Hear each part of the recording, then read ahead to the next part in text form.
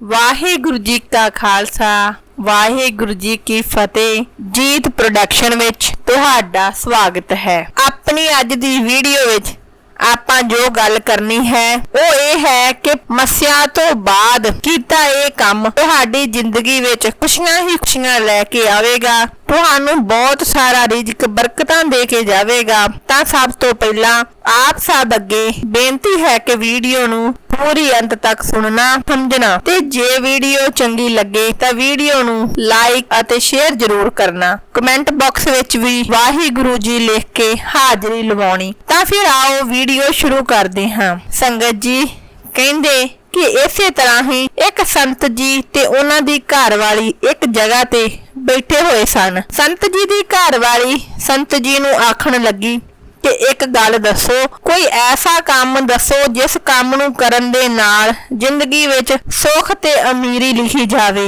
ते ओ काम केड़ा जिहदे नाल दुख ते दलिद्दर आ जांदा है। तां संत जी कहंदे कि मैं तेनू एक गल दसदा, उस नू बड़े ही ध्यान दे नाल सुनी, तेरे सारे सवालां दे जवाब तेनू उहदे विचों ही मिल जाणे आ। तां संत जी कहन लगे कि एक राज दा राजा सी, वो बड़ा ही धर्मी बंदा सी। उसदा विआह होया, औलाद दी प्राप्ति होई। उसने आपदे पुत्तर नू बड़े ही सियाणप ते सुचज्जे ढंग दे नाल पालिया। कहंदे कि 16 वरियां दा पुत्तर होया तां उसने आपदा राज भाग उस नू सौंप दिता ते आप रब दी भगती करन लग गया। उसदा पुत्तर भी आपदे राज भाग नू बड़ा ही वधिया सामभदा सी।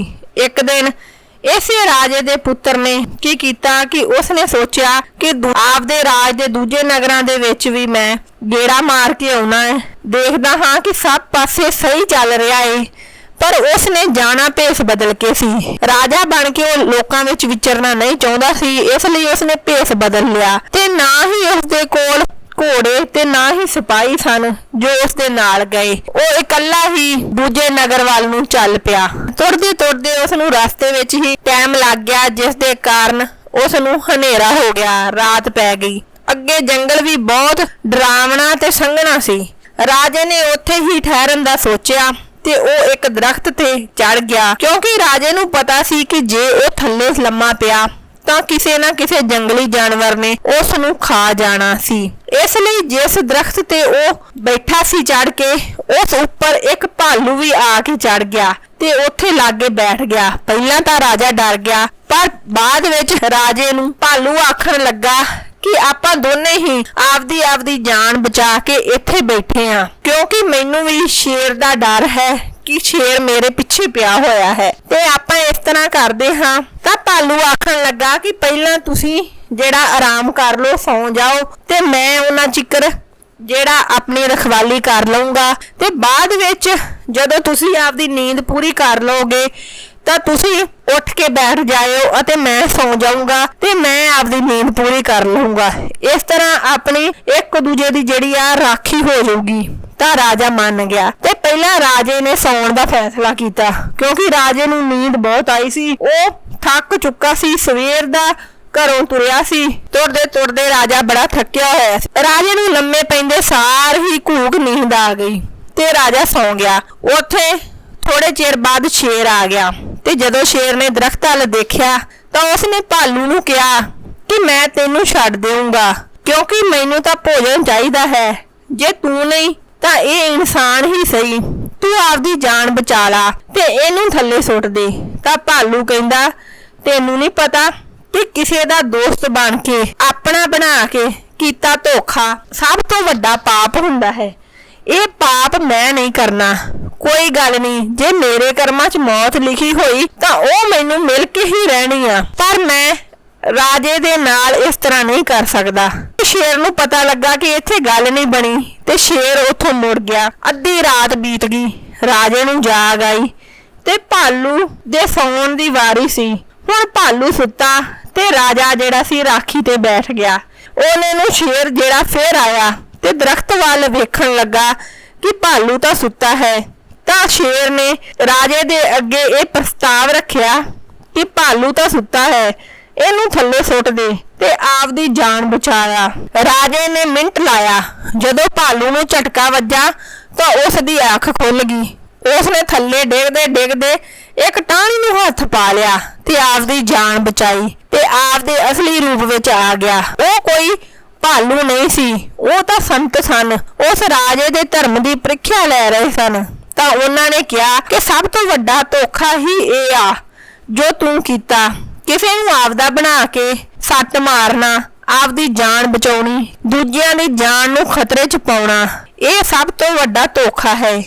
मैं तां अज तेरे कीते कर्म, तेरे बाप दे कीते कर्मां करके, तेरे धर्म करके तैनूं कोई इनाम देना चाहुंदा सां, पर उस तो पहला मैं तेरी प्रीख्या लई, पर उस प्रीख्या दे विच तू पास नहीं होया, बल्कि तू तां बहुत वड्डा गुनेगार बनिया, पाप कर बैठा। जा अज तो बाद तू पागल हो के फिरेगा, तेनू ये भी नहीं पता लगना कि धर्म ते अधर्म की हुंदा है। तां संत जी कहंदे कि ये आपां आप जेड़े पाप आपदे हत्थां नाल पाप करके दलिद्र आपदी जिंदगी दे विच जेड़े लियाउंदे हां, ये ओ है। ये समझाया कि दलिद्र ते दुख किवें आउंदा है। तां फिर वो कहंदी कि हुण मैनूं दसो पुण्य ते अमीरी किवें आउंदी है। तां संत जी ने कहा कि वो भी तैनूं दस दिन्ने आ। तां संत जी ने पुण्य अते अमीरी दा राज भी अपनी पत्नी नूं दस्सिया। संत जी कहण लगे कि एक आदमी सी जो बचपन तो ही आपदे मां बाप नूं घर बार नूं छड्ड के भगती करन लग पिया सी।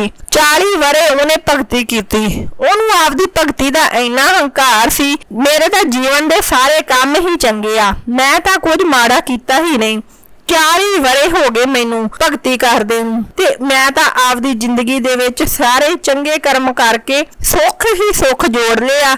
हुण मेरे जिंदगी दे विच दुख दा कोई कारण नहीं रह गया कि मैनू कोई दुख मिले, ते जां फिर मैनू परमात्मा दी दरगाह दे विच जाके जेड़ी कोई सजा मिले, क्योंकि मैं तां सारे पुण्य ही हुण तक कीते आ, सारे चंगे कर्म ही कीते आ। तां की होया कि उस नूं रोज ही एक सुपना आउण लगा ते सुपने दे विच एक बजुर्ग औरत दिखाई दिंदी जेड़ी कहंदी कि आपदी जिंदगी दा एक दिन मैनू दे दे ते मेरा एक दिन तू आपदे लेखे लिखवा ला, तां किसे दा भला हो जाऊगा।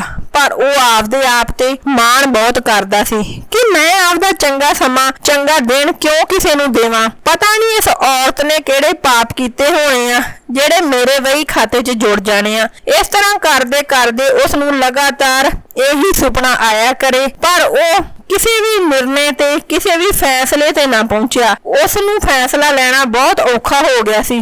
वो रोज आपदे गुरु तो जाके इस सुपने बारे पुछया करे, पर उसदे गुरु ने भी उसनूं कुछ नहीं दस्सिया ते खुद ही फैसला लैण लई किहा। इसे तरह ही उसनूं हफ्ते तो वध समा हो गया ये सुपना आउंदे नूं। तां उसने बड़ी ही भगती कीती ते आपदे सवालां दे जवाब परमात्मा तो पुछण लगा। तां परमात्मा प्रगट होए तां इस आदमी ने उस औरत बारे पुछया जो उसनूं सुपने च दिखाई दिंदी सी। तां परमात्मा कहण लगे कि वो औरत तेरी मां है जो बहुत ही पुण्य करदी आ। ओनू पता लगा कि तू सारी उम्र कोई चंगा काम नहीं कीता ते हुण ओदा समा जेड़ा थोड़ा रह गया, वो चाहुंदी है कि जीने जी वो तेरी जिस काम लई तू घर बार छड्डिया वो तां पूरा करवा जावे। तां ये बड़ा हैरान होया, कहंदा कि मैं तां 40 वरे भगती कीती, तुसीं कहंदे हो कि चंगा काम नहीं कीता, मेरी मां ने मेरे तो ਵੱਧ की कर लिया। तां रब जी ने दस्सिया कि वो विचारी लोकां दे घरां दा काम करके तेरे प्यो नूं बीमार प्यो नूं ते तेरे भैण भरावां नूं साਂਭदी सी, पर लोकां ने उस नूं काम करना भी बंद कर दिता। पर उसने हिम्मत नहीं हारी ते उस चमड़ी दे रोगियां दी सेवा करन लगी। रोगियां दी सेवा करके जो भी उस नूं उत्थों मिलदा जरूरत जोगा वो लिया के आपदा घर परिवार चलाउंदी ते आपदी जेड़ी सेवा है वो बड़ी भावना दे नाल करदी, क्योंकि चमड़ी दे रोगियां नूं छेती कोई हाथ नहीं सी पाउंदा, पर वो बिना किसे वहम भरम दे बिना किसी वितकरे दे उन्हां दी सेवा करदी सी जिवें कोई आपदे बच्चियां दी मां सेवा करदी होवे। इसलिए उस दी जिंदगी दे विच उस दे वही खाते च पुण्य ही पुण्य हन ते इधर तो कोई भी काम चंगा नहीं कीता ਤੇ ਉਸਨੇ ਕਿਹਾ ਕਿ ਜੋ ਮੈਂ 40 ਵਰੇ ਭਗਤੀ ਕੀਤੀ ਤਾਂ ਪ੍ਰਮਾਤਮਾ ਕਹਿਣ ਲੱਗੇ ਕਿ ਜੋ ਤੂੰ 40 ਵਰੇ ਭਗਤੀ ਕੀਤੀ ਉਹਦਾ ਵੀ ਗੁਣਗਾਨ ਤੂੰ ਰੋਜ਼ ਕਰਦਾ ਹੈ ਤੇ ਉਹ ਵੀ ਤੂੰ ਹੰਕਾਰ ਵਿੱਚ ਆ ਕੇ ਆਪਦੇ 40 ਵਰੇ ਗਵਾ ਲਏ। ਇਸ ਲਈ ਤੇਰੀ ਮਾਂ ਨੂੰ ਜਦੋਂ ਇਹ ਗੱਲ ਪਤਾ ਲੱਗੀ ਤਾਂ ਉਹ ਤੇਰੀ ਮਦਦ ਕਰਨਾ ਚਾਹੁੰਦੀ ਹੈ, ਕਿਉਂਕਿ ਕੋਈ ਵੀ ਮਾਂ ਆਪਦੇ ਬੱਚੇ ਦਾ ਹਮੇਸ਼ਾ ਭਲਾ ਹੀ ਕਰਦੀ ਹੈ। ਉਸਨੇ ਸੋਚਿਆ ਕਿ ਜੋ ਤੂੰ ਜ਼ਿੰਦਗੀ ਆਪਦੀ ਪਿੱਛੇ ਛੱਡ ਆਇਆ, ਜਿਸ ਕਾਰਨ ਕਰਕੇ ਆਇਆ, ਜੇ ਉਹ ਤੇਰਾ ਕੰਮ ਹੀ ਨਾ ਪੂਰਾ ਹੋਇਆ ਤਾਂ ਫਿਰ ਤੇਰਾ ਇਸ ਦੁਨੀਆ ਤੇ ਆਉਣ ਦਾ ਕੀ ਫਾਇਦਾ। ਤੇ ਜੋ ਤੂੰ ਕਰਦਾ ਰਿਹਾ ਹੁਣ ਤੱਕ ਹੰਕਾਰ 'ਚ ਕਰਦਾ ਰਿਹਾ ਤੇ ਲੋਕਾਂ ਦੀ ਕਿਰਤ ਵਿੱਚੋਂ ਹੀ ਖਾਂਦਾ ਰਿਹਾ। ਇਸੇ ਤਰ੍ਹਾਂ ਹੀ ਸਭ ਜਾਣਨ ਤੋਂ ਬਾਅਦ ਉਹਦੀਆਂ ਅੱਖਾਂ ਤੋਂ ਜਿਹੜਾ ਪਰਦਾ ਪਿਆ ਸੀ ਉਹ ਉੱਠ ਗਿਆ ਤੇ ਉਹ ਅਗਲੇ ਦਿਨ ਹੀ ਘਰ ਨੂੰ ਤੁਰ ਪਿਆ। ਉਹਦੇ ਗੁਰੂ ਜੀ ਉਹਨੂੰ ਪੁੱਛਣ ਲੱਗੇ ਕਿ ਕਿੱਧਰ ਸਵੇਰ ਨਾਲ ਹੀ ਪ੍ਰਸ਼ਾਦੇ ਇਕੱਠੇ ਕਰਨ ਤੁਰ ਪਿਆ ਤਾਂ ਉਹ ਕਹਿੰਦਾ ਕਿ ਮੈਂ ਪ੍ਰਸ਼ਾਦੇ ਨਹੀਂ, ਮੈਂ ਤਾਂ ਆਪਦੇ ਘਰ ਆਪਦੇ ਮਾਂ-ਬਾਪ ਕੋਲ ਚੱਲਿਆ, ਕਿਉਂਕਿ ਮਾਂ-ਬਾਪ ਦੀ ਸੇਵਾ ਤੋਂ ਵੱਡੀ ਕੋਈ ਸੇਵਾ ਨਹੀਂ। ਜਿਹੜੇ ਮਾਂ-ਬਾਪ ਦੀ ਸੇਵਾ ਕਰਦੇ ਆ ਉਹਨਾਂ ਨੂੰ ਮਾੜਾ ਨਹੀਂ ਬੋਲਦੇ ਤੇ ਕਿਰਤ ਕਰਦੇ ਆ ਉਹਨਾਂ ਤੋਂ ਵੱਡਾ ਜਿਹੜਾ ਅਮੀਰ ਕੋਈ ਨਹੀਂ। ਤਾਂ ਇਸ ਤਰ੍ਹਾਂ ਸੰਤ ਜੀ ਨੇ ਸਮਝਾਇਆ ਕਿ ਮਾਂ-ਬਾਪ ਦੀ ਸੇਵਾ ਅਤੇ ਕਿਰਤ ਕਰਨਾ ਹੀ ਸਭ ਤੋਂ ਵੱਡੀ ਅਮੀਰੀ ਹੈ। ਜੋ ਇਨਸਾਨ ਆਪਦੀਆਂ ਜ਼ਿੰਮੇਵਾਰੀਆਂ ਨਿਭਾਉਂਦਾ ਹੋਇਆ ਕਿਰਤ ਕਰਦਾ ਹੈ ਤੇ ਉਸੇ ਵਿੱਚੋਂ ਹੀ ਵੰਡ ਕੇ ਛਕਦਾ ਹੈ, ਉਸ ਤੋਂ ਵੱਡੀ ਜਿਹੜੀ ਅਮੀਰੀ ਕੋਈ ਨਹੀਂ। ਤੇ ਜਿਹੜਾ ਕੋਈ ਕਿਸੇ ਨੂੰ ਧੋਖਾ ਦਿੰਦਾ ਹੈ ਉਸ ਤੋਂ ਵੱਡਾ ਪਾਪ ਕੋਈ ਨਹੀਂ। ਤਾਂ ਫਿਰ ਜੇ ਅੱਜ ਦੀ ਇਹ ਵੀਡੀਓ ਤੁਹਾਨੂੰ ਚੰਗੀ ਲੱਗੀ ਹੋਵੇ ਤਾਂ ਵੀਡੀਓ ਨੂੰ ਲਾਈਕ ਅਤੇ ਸ਼ੇਅਰ ਕਰਨਾ, ਕਮੈਂਟ ਬਾਕਸ ਵਿੱਚ ਜਾ ਕੇ ਵਾਹਿਗੁਰੂ ਜੀ ਲਿਖਣਾ। ਚੈਨਲ ਤੇ ਨਵੇਂ ਆਏ ਹੋ ਚੈਨਲ ਨੂੰ ਸਬਸਕ੍ਰਾਈਬ ਕਰ ਲੈਣਾ, ਬੈਲ ਆਈਕਨ ਔਨ ਕਰ ਦਿਓ ਤਾਂ ਜੋ ਹਰੇਕ ਵੀਡੀਓ ਦਾ ਨੋਟੀਫਿਕੇਸ਼ਨ ਤੁਹਾਡੇ ਤੱਕ ਪਹਿਲਾਂ ਪਹੁੰਚ ਜਾਵੇ। ਧੰਨਵਾਦ ਜੀ।